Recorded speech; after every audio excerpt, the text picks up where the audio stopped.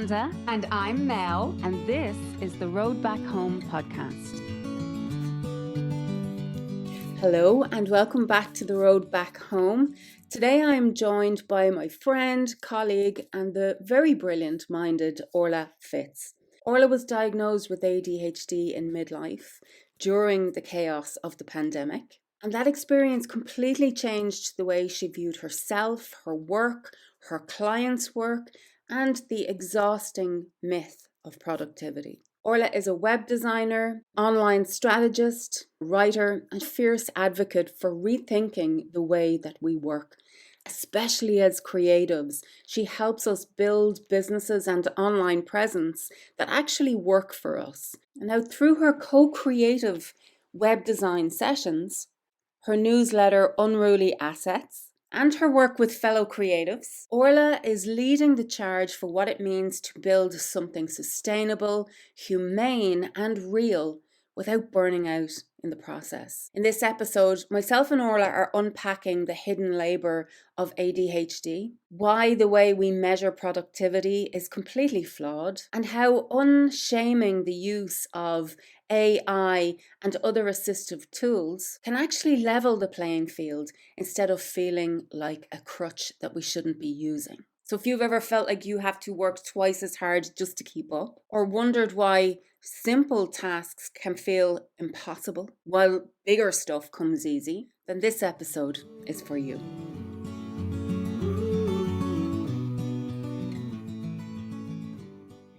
Hello, Orla, and welcome to the Road Back Home podcast. Hi, Amanda. I'm delighted to be here. Thank you. I'm delighted that you're here as well. Orla Fitz.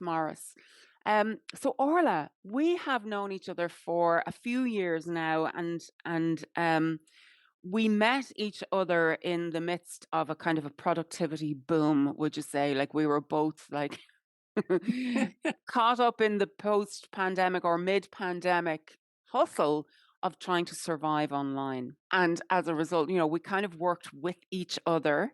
And we ended up kind of like discovering or having a lot of conversation, I would say, about this idea of how, this idea of being exhausted, just being completely exhausted and worrying that we're exhausted because we're lazy, we're not doing enough, we're not able to keep up and all of this. And you subsequently discovered, I think you suspected it before that, and then you went and got an ADHD diagnosis. Yeah? Yeah, I got an ADHD diagnosis around that time. For me, it was around that time, around the pandemic, because I had just had my daughter and she was only about, I'd say, 6 months old when the pandemic hit. And because I was a web designer, my work went through the roof. So a lot of people actually had downtime coming into the pandemic. My work went insane because everybody wanted a website at that time. So I had the dual aspect of the hormonal upheaval that is postpartum. And then I also had my work going through the absolute roof. And anyone who's self-employed, who's been through pregnancy, will understand like how difficult that is. And things fell apart. Like things just fell apart. And as a result, and it wasn't just because of that, but one of the main reasons that I was suspecting it, because nobody was talking about ADHD at the time. It wasn't a thing. So it was that I was walking into a room and I would forget why I was even there. I was like, where am I? What am I don't even know what I'm supposed to be doing here. And it was frightening to me. So I thought I'd early onset Alzheimer's, to be honest with you. So it was with that, I was doing loads of research and then all the dominoes started to fall into place. But again, this was before there was any help for it. And so I was kind of, fumbling around in the dark. It's like, can adults even have ADHD? I don't even think so. Women definitely don't. But so I had to unwind all that kind of on my own. But I got great help from ADHD Ireland as well. So it was super. Yeah. So it was kind of like what led to the diagnosis was this like falling apart, as in like not even remembering what you walked into a room and the fear that it was something. So you were afraid, like, what's wrong with me? Is that what it was? Yeah, absolutely. Like, what is this? That's it. I mean, the thing is, like, that wasn't new. That was a lifelong feeling for me, like feeling that I'm broken, that I'm not as good as anyone else, that why can't everyone else finds this X, Y, or Z simple things easy. And then I Yes. find these things that are perceived to be difficult really easy, but I'm finding these simple things really hard, like cleaning a room was like Yeah. the hardest thing in the world, keeping something organized, not possible. But then I Yeah. could set up a company overnight. No problem. Yeah. Yeah. Funny. I don't have a diagnosis. I did pursue a diagnosis, but I was at the time I pursued it, I was not yet medicated for PMDD. And so, I was not stable enough, and I ended up having a massive fight with the person who I had gone to for a diagnosis. I just got really, really triggered in the process, and we ended up just like I just couldn't do it. I couldn't be present. I wasn't in the space for it. But I suspect potentially that I would probably pass. And do you know what? I'm actually afraid in case I wouldn't. I You know was what the I mean? same. I was the Yeah. What same. if it's not that? What if it's not that? Because I had built I had a long wait because, like, again, to reiterate, like back then, it just wasn't known and people weren't talking about it. But there was long waiting lists already, and it was Mm. private. There was only a small handful of even private. Like you couldn't get on the waiting list publicly, but there was a small handful privately. So I had a long wait, like I don't know, it was a year and a half, like which by now standards is short. But so by the time the actual appointment came around, I was petrified Yeah. because I was like, if it's not this, then I am just broken. There's something wrong with me, Yeah. So I really was really stressed about it coming up to it. And the palpable relief I felt when it was so conclusive, and straightforward. I hadn't even heard of inattentive ADHD before then, which is why I flew so under the radar. Mm. It's a mental chaos. It's never stop thinking and never stop processing, and a constant curiosity and an inability to stay still mentally for me more than Yeah. physically. I have some of the physical aspects too, but not that you would see or notice. Yes. Yeah, I very much feel the same as well. And that like constant exhaustion of the mind that never, ever, ever stops. Ever. Yeah. Yeah. And and then also the fear that if I don't, qualify as ADHD, then it means that I am just disorganized, that I am just lazy, I am just failing at life. So there is so much, like there is so much shame and stigma and confusion and blame and like internalized, like this is just, as you said, I'm broken. um one of the things I remember one day in particular, and it actually happened most recently, like only in the last weekend or so, where me and my husband were just chilling, and I was watching him and I could see that he had gone somewhere. Like he was just kind of like a little bit checked out. So I did what I've done before. I said, "What are you thinking about?" And his answer was, "Nothing." And instantly I'm like, "Oh my God, he's a serial killer. He's thinking, did I clear that crime scene correctly?" So because I cannot fathom Yeah. that there's nothing to think about. Yeah. And instantly then and then my mind does its thing and says, well, if he's not thinking about something, let me think about all the things he could be thinking about that are so terrible he can't even tell me that that's what he's thinking about. Yeah. He's a psychopath, and he just is, so that is the kind of quality of the mind thing, because oh my God, that's how let's say it shows up for me. Another thing that you were saying as well about the, you know, simple things being hard. Simplicity has been the bane of my existence. I cannot fathom what simplicity is. I think in complex terms. I'm very good in the nuance, very good in complexity. I think it's probably why I'm pretty good at my job in terms of like, you know, somebody can offload a lot of complexity onto me in terms of what they're holding.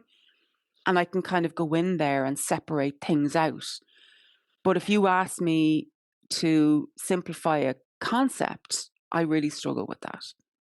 Yeah. Or to say something simply, or even to think about it simply, the overthinking and the overcomplicating is really I find distressing. that is even worse when it comes to me myself. It tends to be something I'm really quite good at doing for other people. So if they've got a Yes. big concept that they're struggling with, or a big problem they're struggling with, or indeed in the type of work I do, like trying to bring all pieces of themselves into one online presence, no problem. But my God, when I try to do that for myself, it's chaos. Yeah. Even trying to redesign my own website, it was painful. It was a painful experience, but trying to shine that light back on myself is really hard. Mm. And I find that tends to happen as well in projects, in bigger projects that I was involved in, because I was part of the project. I made it sometimes more complex than it needed to be because I was part of the thinking. Whereas when I was just a consultant to the project, I was very brilliant at finding clarity and creating seamless solutions for that project, and somebody else then does them. Whereas when I'm involved with it in the day-to-day and actually, creating it outside of the live work, I would add additional complexity and be part of the problem and not completing things. And it's a really difficult part of ADHD. And it's really difficult to communicate that nuance that I am absolutely brilliant on a consulting basis. And in terms of the way that I work now with creating websites live, I'm brilliant because it's that live, time bound. It's that really exciting, fast, needs to be done really, really quickly, and the chaos is baked into the system. Whereas if I have that longer project-based deadlines, like it is that so much complexity, and yeah, I'm part of it, so I'm a problem. Yeah, and the executive functioning of it all, So I find like when it comes to the generative, generate the kind of like the generating of ideas and the making connections and all of that. But as soon as it comes on to the application is where it's like a wall just like falling down on top of me. It's instant overwhelm because all the tabs are always open. Unless there's boundaries. This is the thing, like it's the boundaries that really help us. That's the simplifying. So like a really good example of this was a client of mine recently who thought he was doing something great. He was just like, this particular design is for it's not for our brand, it's for this, collaborative brand. So there's no brand guidelines, you can do whatever you want design wise. And I was like, oh no. Because that's the worst thing you can possibly. It's every color in the world, it's every style in the world, it's every possible solution. So I could stay stuck in that warp forever. And I did spend most of that project stuck trying to figure out what brand style to go with. So it's actually boundaries. So when you're talking about that, like this massive amount of things, the more that we can tighten the boundaries around the specific project, the better. Yeah, the constraints. Yeah. Funny that's what? That simplifies it. Yeah. When it comes to my creativity, funny enough, I learned that, and because it's my creativity, I never had stress in there. It was never so I discovered these things. So when I first started, let's say, playing with mixed media, it was just, I noticed pretty soon, and it actually happened, I was looking for a stencil. I was just browsing stencils, and I was on this website that is all stencils, and it just kept going on and on and on, and the rabbit hole, and I wasn't making a decision because I'd be like, oh, and it kept going on. And I noticed then as well, when it came to art supplies, if I went browsing, it just was a never-ending selection and possibilities. And so what I ended up doing was, I ended up just shutting it all down. I just said, I'm just going to work with what I have right now, and I'm not buying any more art supplies. And I discovered then that I am most creative when I have a small little basket of supplies, and I just have my supplies, and then I can focus on the process and on what's on the paper, because I'm not having to make decisions about colors and brands and blah, blah, blah. So I've pretty much been working with the same supplies for about 10 years. And they don't change. I'm not interested in new products. And I've become very good at the supplies I have. So I'm like, God, that's interesting. The other thing though, as well, is that, oh gosh, what was I going to say there about oh yes, Pinterest. Pinterest is another place that I figured, it just doesn't work for me. Yeah. In terms of it being an endless, way too many tabs. So I don't use and also because it requires categorization. Yeah, which is very hard. Yeah. I can't, compartmentalization or categorization is almost impossible for me. Like, so the worst job you can give me is filing, because I don't know, does this house insurance, does it go under house or insurance? Yeah. Or utilities or bills? Or create a new tab for house insurance. Yeah. Then So could my we just Google, duplicate it and put it in this other one as well? Because I won't find it over there. So it's crazy. And my Google Drive folders as well. So those things. So these Yeah. are the places where I see it. I have a real difficulty filing things. And one of the systems that probably works best for me is under Google Drive. Things are everywhere. But for some reason, I remember who I learned it from. So I will have a lot of my Google Drive folders are names. So the Orla Fitz is a Google Drive folder. The other thing as well is I am convinced that my father was ADHD, convinced.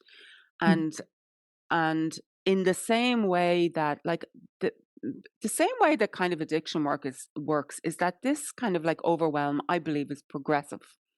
So the more open tabs that I am leaving in my brain over time, like the actual burden of them, I really do think that it contributes to burnout, because there or some kind of like I think it has. Now, this is not science at all, but in my own experience, that it ends up in such a state of chaos and overwhelm that it's like what you said, walking into a room and just like, even the easy stuff, the immediate stuff, like it's, I now am starting to, I feel like I'm losing my mind.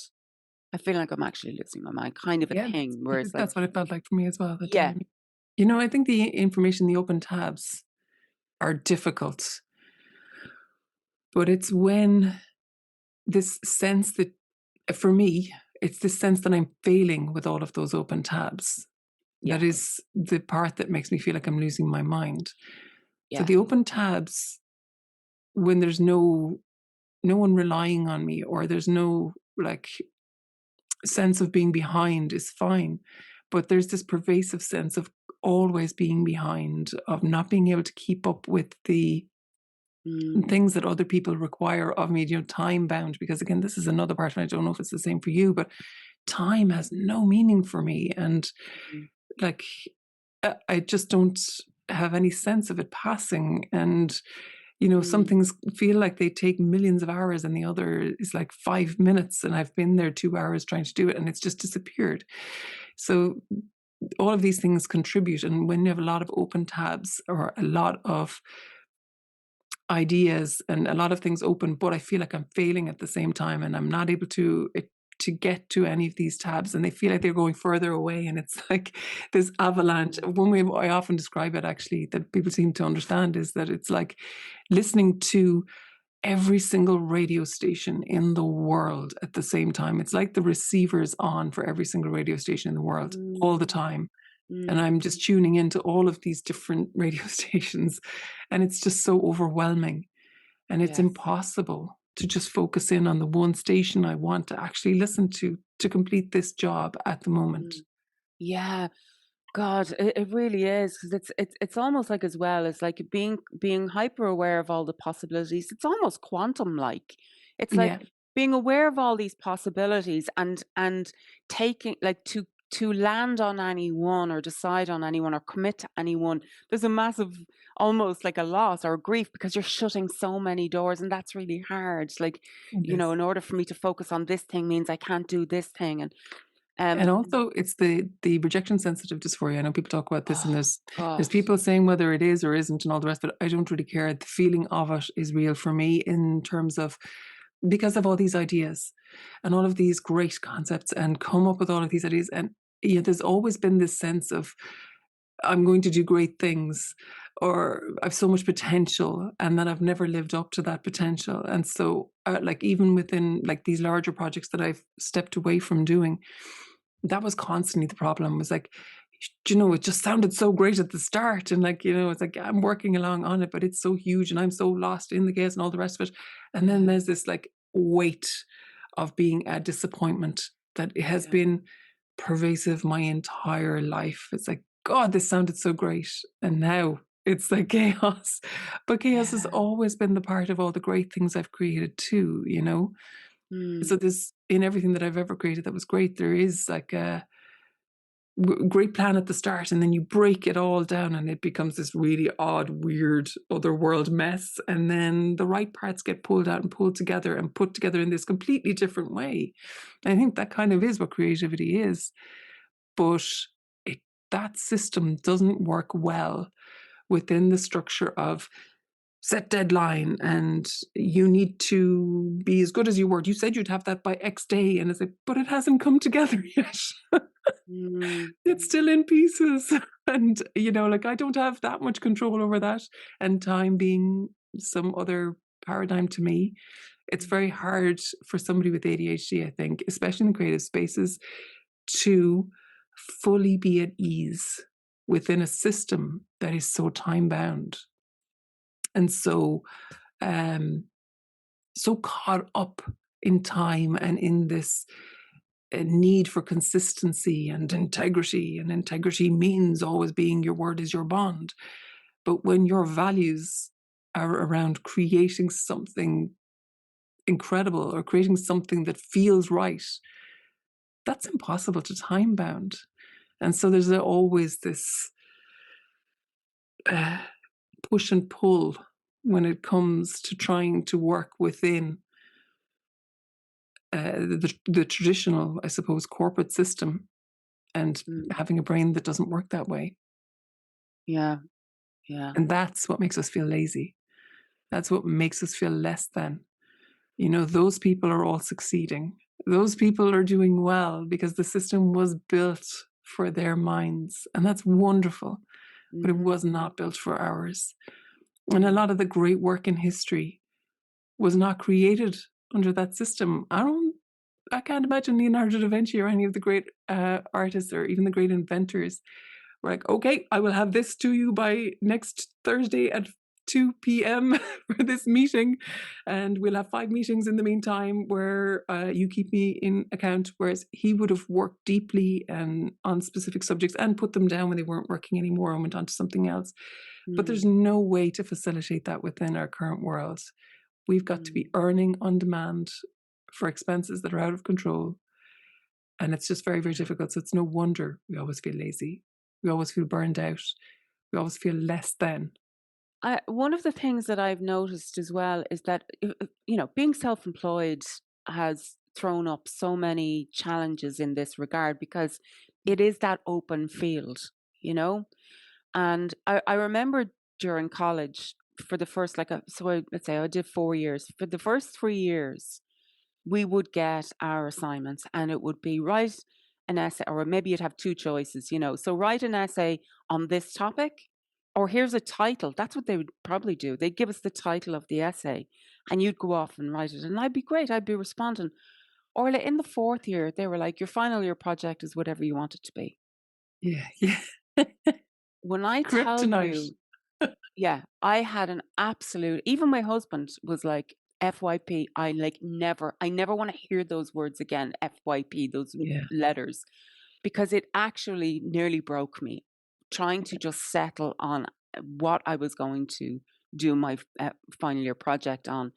And I find that self-employment is kind of a similar thing. Again, it's that wide open space. It's that wide open field and having so much room. And interestingly, something I have always resisted was structure and routine. I would have resisted it. It was like a 9 to 5 kind of felt like prison to my brain, right? Now, in saying that, I have experienced in the last, whatever it is, 14 months with, you know, when I reached my burnout, I was like, well, I just can't do this anymore. I need to tap out, need to take time out. And I knew that in order for me to come offline and come out of my business, I needed to take up a job. I had to get one. And this was almost like I had to really work on my beliefs about this because I had framed that as a problem. I had framed that as failure. So me as a self-employed person needing to get a job was the absolute utter proof that I have failed at this. Yeah, I can imagine. Yeah. Right. And there was shame around it. That's where I was at in the beginning. But because it just was not an option to keep going as I was going, I had to embrace it and I had to turn it around. And I was like, what if this is a solution? What if this isn't a problem? What if it is a solution? So I got a job, and I was so nervous about it because in my brain was almost like, this is going to be impossible. You're going to hate it. You're going to hate going to work at the same time and coming home. You're going to hate the routine. But what I have discovered is that it has actually worked in my favor in the same way, in that like it is constraining my time. So I was thinking, oh, if I'm working 30 hours a week, I'm not going to have any time to work on my business, right? But because I am working 30 something hours a week, it has now given me a limited amount of time in which to do. So it has actually given me focus. It is forcing me to focus. And it is forcing me to abandon the things that are not worth my time. Yeah. Or, it's getting me to be more discerning and more discriminatory in terms of like, I am no longer, now it's not that the temptation isn't there, but I am less likely to be distracted. And also, because it is a physical job that I'm doing, it is giving me a sense of, so before I did this job, I would stay up till all hours of the morning because it was only a mental thing and my mind was constant, and I would burn it out. But because I'm working a physical job, I'm tired by 9 o'clock.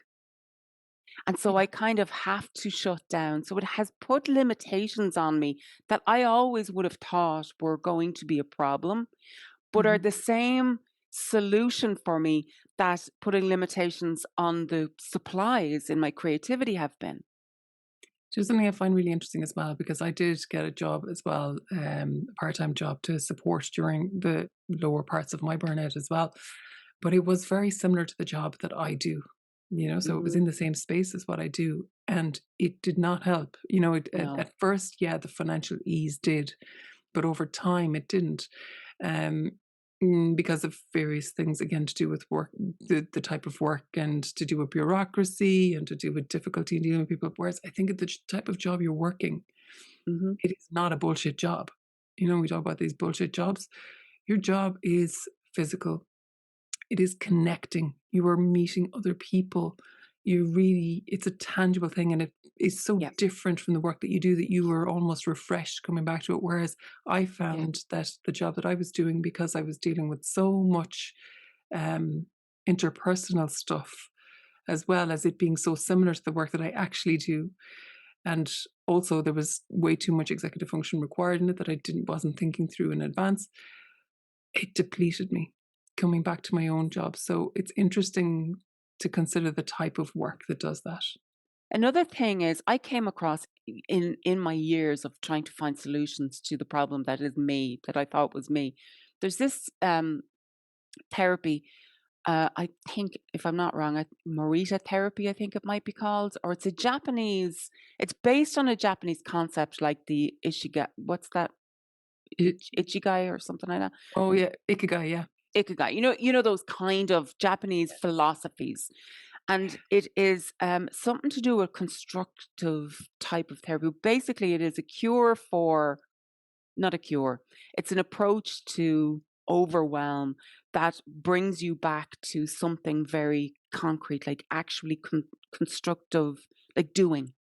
So it is like, it now, this is me interpreting it. It mightn't be this at all, but my interpretation was it relieves you of the discomfort of being through the practice of doing. Yeah. And I feel like that this part-time, this job that I have is kind of relieving me from the discomfort of being. Yes. By giving me so much doing in my day to day. I feel like this is the same thing that's happened to me again with changing how I work. Because before, with big project-based work, it's long deadlines. You're constantly wondering, what is it that that client wants? And does this change that? And then you may have multiple clients.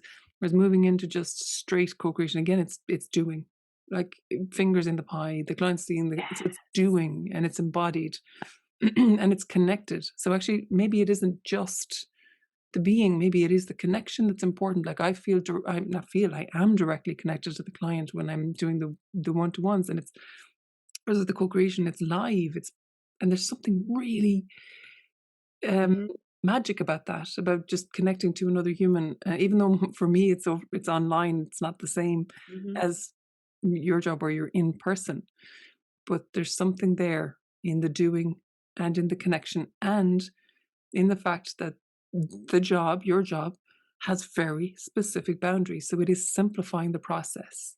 It's very much simplified. It's the same with the co-creation. It simplifies things. We are not considering all these different things because they are not able to fit into this time-bound piece. And this is what our goal is. And so we are working towards that specific goal. So this brings us kind of to, I want to explain co-creation in a sec, and also bring in the concept of body doubling, because I think that's possibly at play there as well. Yes. And also I want to kind of, what would you say, like underpin this piece of the conversation with, the idea of solutions, like, and unshaming the solutions. So for those of us who need props, like when you go, here's another thing that I discovered.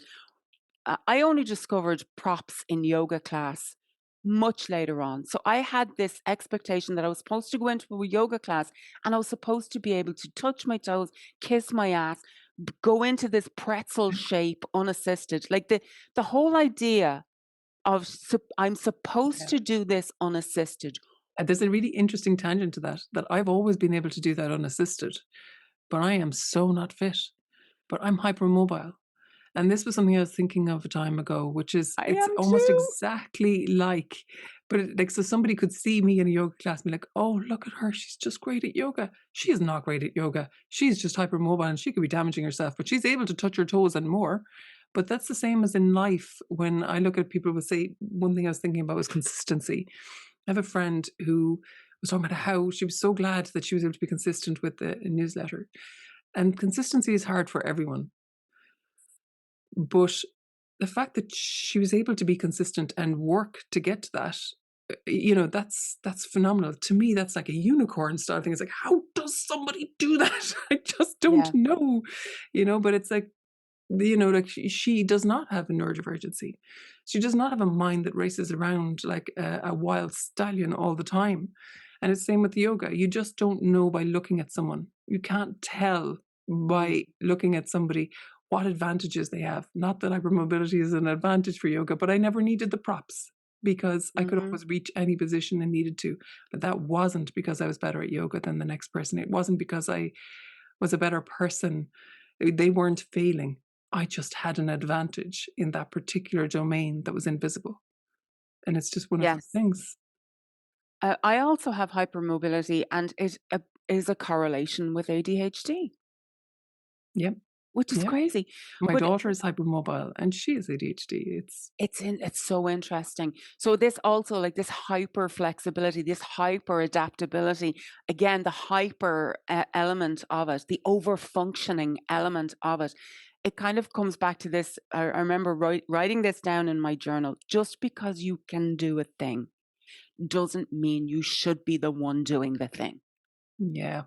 And then also this idea of assistance. So when I discovered yin yoga, right, this is yoga with assistance. This is like, you don't just lie on the ground, you put all the pillows, all the cushions, so that you are being assisted and held in every single way. And there's this pose called the goddess pose that it blew my mind, where it's like, you're using a bolster, you're using the blocks, you're using towels, pillows, everything, to the degree where it's almost like you're lying in water. It's that same sensation, is that like there is zero resistance and there is zero effort on your part, and it feels like cheating. Yeah. It feels like I'm not doing enough. And it was very interesting for me to learn this yin yoga approach where it was like, let the universe support you. Let yourself be assisted. Use the props, use the tools. Whereas up until that point, for some reason, I had picked up the idea that using tools was cheating. Yeah, 100%. I'm with you there. And again, it is in the context of a system that is built to accommodate a very specific type of functionality. Yeah. That those who don't possess that functionality feel, because we are not fitting into the system, that is an internalized flaw on our part. And so there is shame around the assistance or the accommodations necessary for us to fit into the system. You know, and anybody like my sister had Mel, actually, who's my co-host on this podcast. Many years ago, she had an accident that rendered her, she had to use crutches and a wheelchair for quite a while, and we noticed during that time how very little accommodation there is. Now, this is back in the 90s. Like the world is just built with ableist assumptions. Absolutely. Yeah. And it is not until you don't fit that criteria that you feel so alienated from it, and it's, I don't belong here. I'm not. Anyway, at the risk of over making a point, we can do this mentally as well. Like these ableism is a thing that exists in a cognitive dimension as well, in a cognitive capacity as well. So explain to us what co-creation is. Tell us the context of your work and how you work and what co-creation is. So co-creation is working live with the client to take their ideas, to take their business, to take what they want to achieve and turn it into reality, turn it into an online presence, whatever it is that they need to create. But it's done live. So I'm sharing my screen the whole time. My client is the person who has all the knowledge. They have all of the ideas about what they want to create. It has to reflect who they are. And I have all the ability to create it, all the technical skill, but also years of experience with that. But something magic happens when you're both live doing it together. And it gives, we come up with designs that I never would have done on my own, even abstracted from the client, having done the best brief in the world. I just wouldn't have created them on my own because they're seeing it and I'm seeing the facial reactions and then things change. And so it creates these completely unique designs. But the other thing it does is that it gives some of the confidence that I have in technology to the client.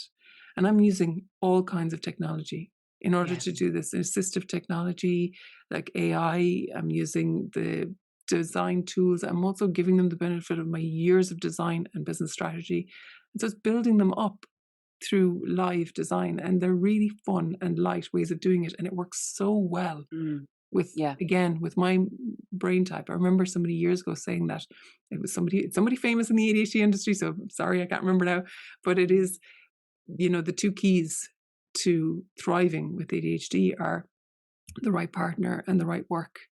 And it's taken me a long time to get to the right work. I have a very supportive partner, but it took me an awful long time to get to the right work.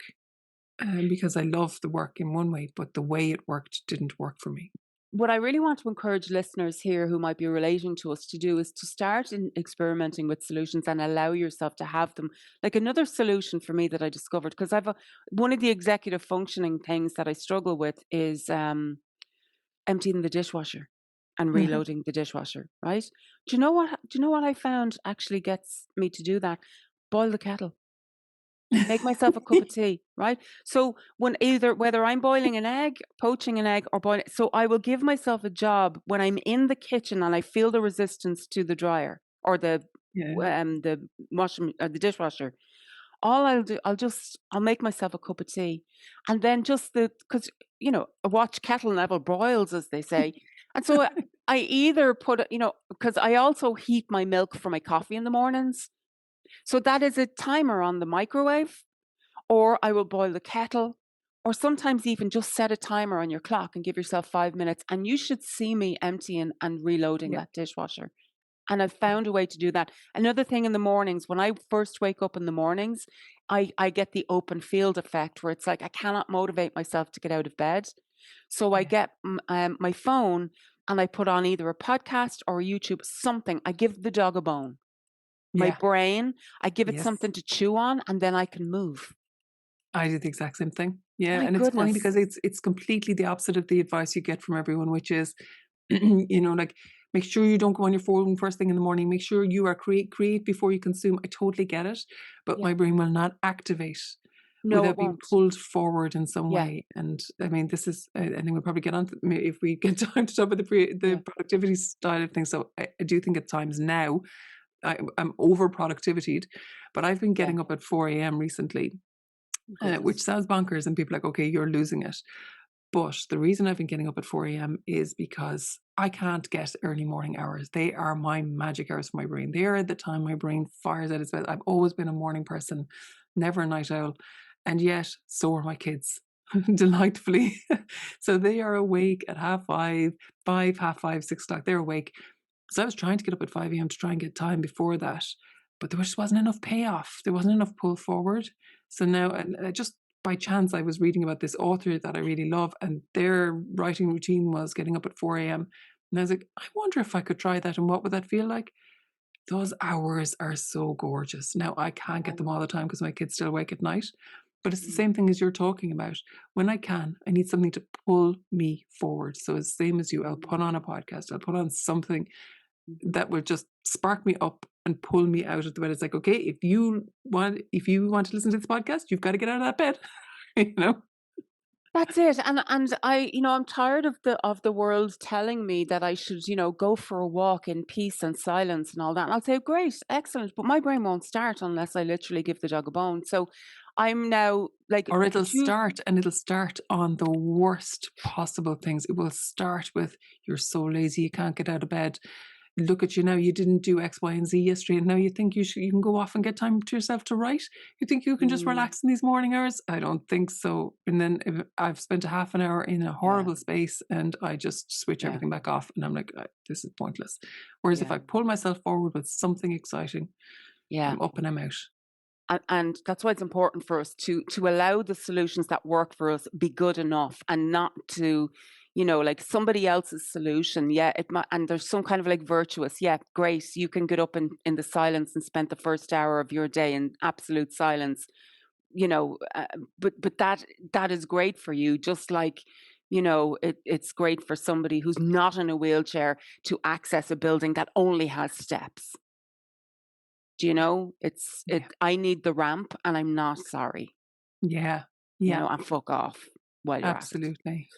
So let's kind of jump quickly over into AI, because I have seen some activity, and whether it is online or whether it is in person, this kind of like, oh, I wouldn't use AI. Like somebody's like, oh no, you're not using your brain. That's just lazy. It's a cop out. Using AI is a cop out. And I've said to one person recently, I said, I am sure that when cars first started, there were people who were like, no, I'm sticking with the horse. Like the horse, we'll all get fat and lazy if we start using motor cars. I'm going to stick to my bicycle and my horse. And I'd be like, well, great, I'm going to Kerry. See it next year when you finally get there on your fucking horse. Off you go. Like, I have to be at the airport at 6 o'clock. You're going to have to leave yesterday. But, it's kind of like that. It's like, are we resisting something just because, or this kind of morality once again, creeping into AI? And usually the people who have these dogged judgments about AI are the very people not using them. They don't even know what they're fucking knocking. It brings me back to, like, I've been a web designer for forever, it feels like. And back when I started, it was all HTML and CSS. And it was all what? HTML and CSS, which would be the language behind web design.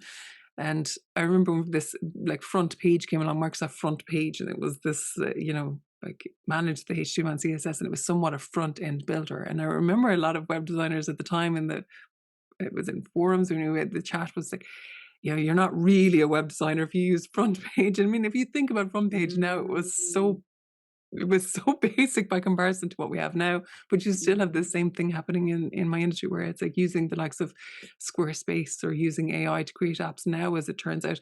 There's like, you're not a real web designer if you use these. And Unless you're doing it the hard way. it's always been the same, you know, and I get it. There's something beautiful in the purism as well. Don't get me wrong. I love going back into I wouldn't call it code now, HTML and CSS, it's more markup, but I love going back into the basics and working there. I do feel like there's something gorgeous in that. And at the same time, it's like getting into that car when you use AI and you just zoom forward in what you can do, you know, and that opens up human potential in a completely different way, in ways we don't even understand yet. And we can't preempt that. And people will be left behind. And that is sad.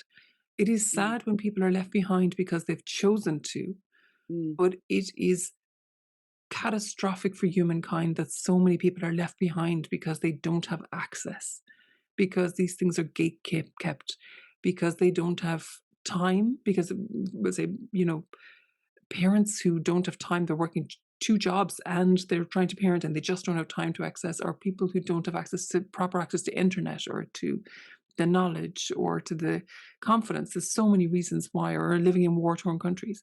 I mean, all of this is just heartbreaking. But there are people who are being left behind because they've seen it as a moral issue, that it's degrading our minds.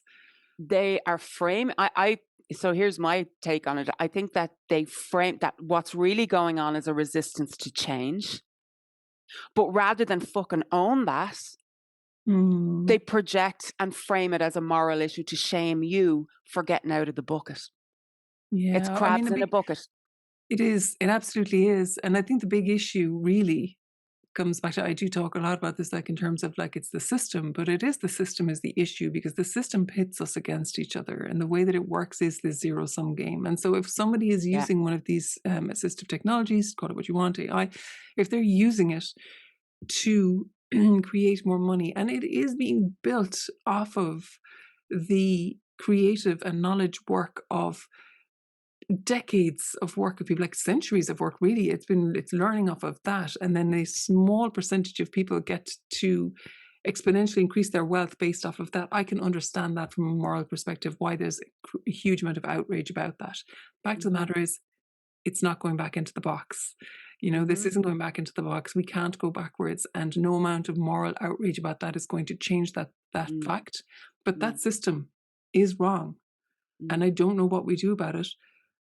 But as far as I'm concerned, the more people that get access to it, the more we have the possibility of changing that system. Where we have the minds who created AI are very much from the mold of who's succeeding in this world. But the minds that could be unlocked and activated by it could change everything.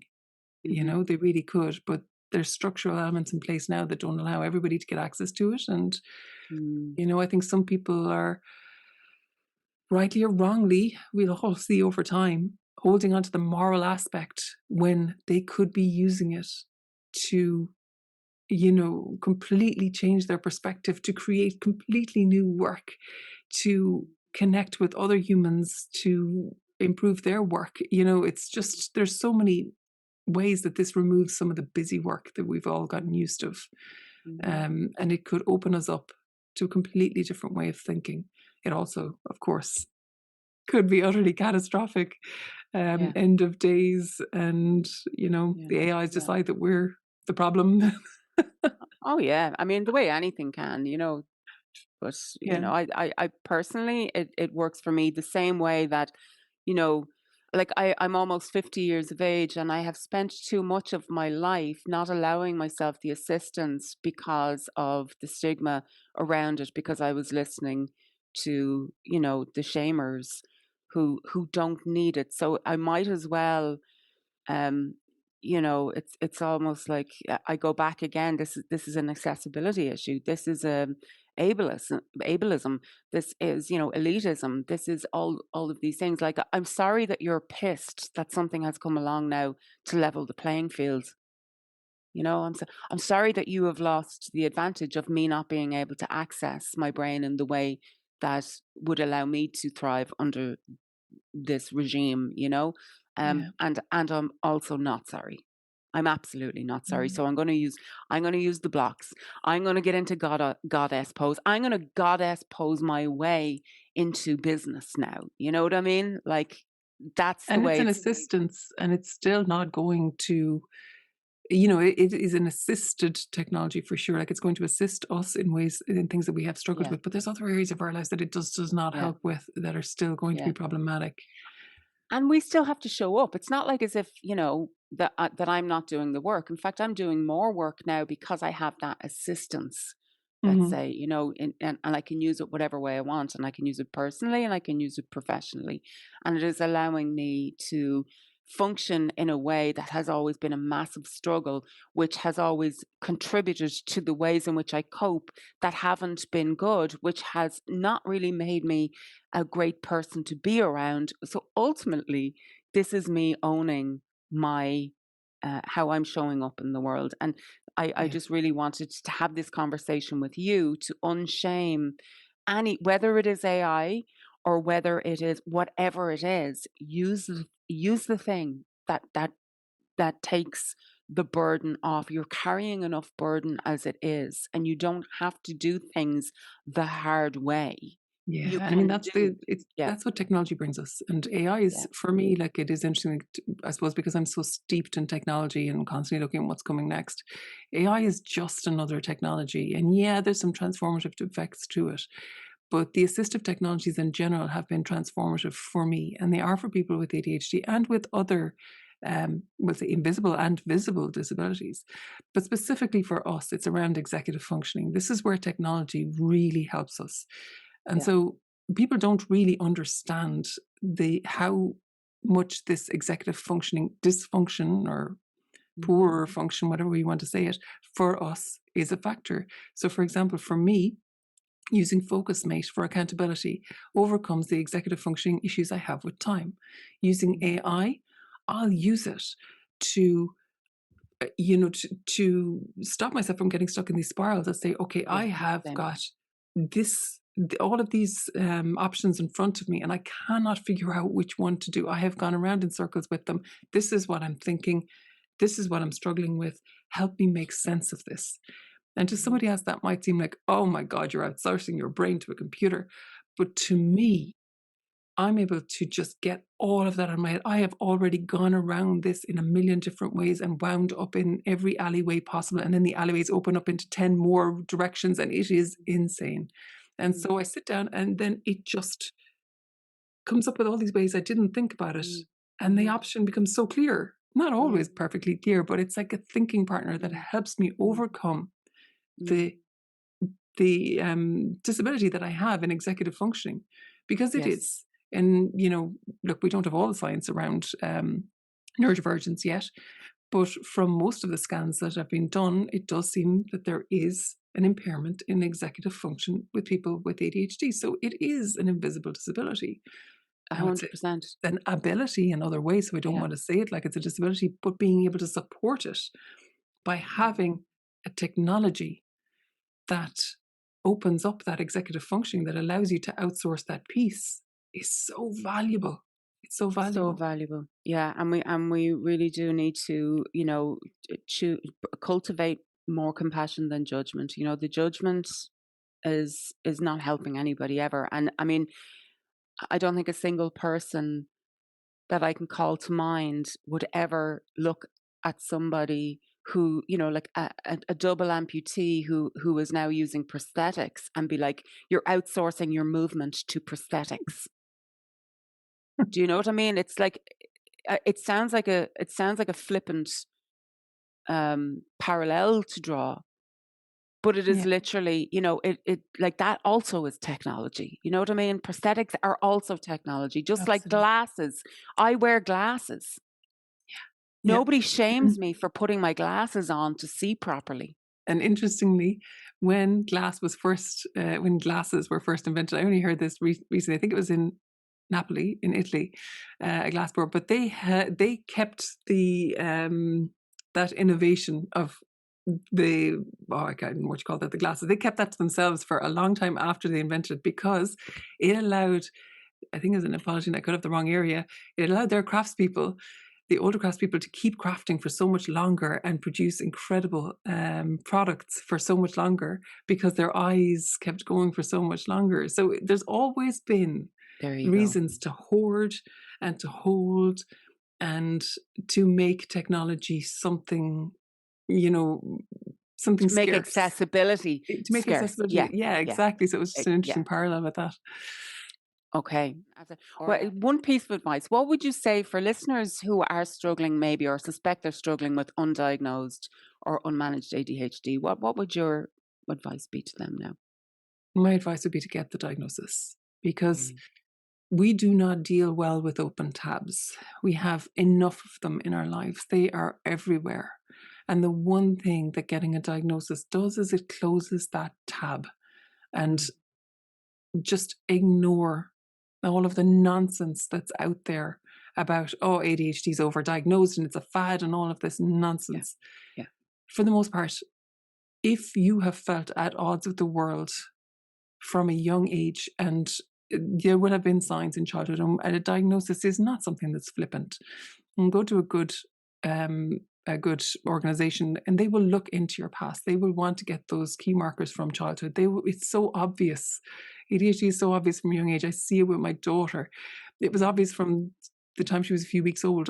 This is a digression here now, but just to show you that it is not something that's just flippant and just, like everybody just wants an ADHD diagnosis now. I breastfed her, and I had a horrific time with the breastfeeding. It was so difficult, and I was in so much pain, and she struggled with latching, and we only got to about 4 months. And with my second child, I breastfed him, and no problem. It was so easy. And since, there has been some research that has come out that shows that children with ADHD, it shows up so early that they struggle to focus, to hold the latch. They struggle with that basic executive function. And it's just fascinating to me. And it's blowing my mind. Like right from infancy, and right from day one, she really struggled to sleep. She fought us at every possible opportunity of going to sleep. And then when she went to sleep, she slept like the dead, but she was restless from the minute she came out. She had that hyperactivity of mind, of body, the minute she was born. Well, how blessed is she to have a mom who, has her own experience with this, is so open to solutions, is, because so many of us, especially, of our vintage, have had the shut up and put up kind of attitude just in culture in general, not necessarily from our parents, but it wasn't a conversation being had, it wasn't a solution being offered. And the fact that we are embracing these realities and embracing these solutions, it can only be a good thing. So, if it works for you. Imagine what those minds can do the next, like if we can bring this accessibility, bring all this technology and take away all of the shame. And I'm not perfect in this regard in relation to her. I'd love to think I was, it's this thing, you now know you have ADHD and you're so open to all of this. And still it is so hard to be someone with ADHD, trying to figure out your own, because diagnosing adulthood is a whole other ballgame. You are trying to unpick all of the nonsense from your whole life. If I'd only known when I was in college, trying to unpick that at the same time as you are trying to override the way you are parented in order to parent your child in this different way for their needs. And it is a blooming minefield. And that's not to say I don't think that my parents did a bad job. They did not. They did absolutely the best of what they could with what they knew. Exactly. And it's just so interesting seeing it now with my child. And I know I won't do a perfect job with her either. But it's great that, look, I do feel like, what will she do with this opening of the mind space, with this assistive technology, with the way the world is changing? What possibilities are there for her, in ways that there maybe weren't for our generation, and especially for the generations that came before us who'd never got a diagnosis? No. Oh, this is such, I'm so glad that we've had this conversation. I have a list of people that I was like, definitely want to talk to this person about that. And you were on that list right up the top, Orla. I am so grateful that our paths have crossed. I'll put the information, all the where to find you and all of that, of course, in the show notes here for anybody else. And we would love to hear your responses. Listeners, you always leave us a comment or reach out and share your stories. If there's things that work for you, let us know. We're all ears and all eyes. Orla, thanks so much for being here. Thank you so much for having me, Linda. You're welcome.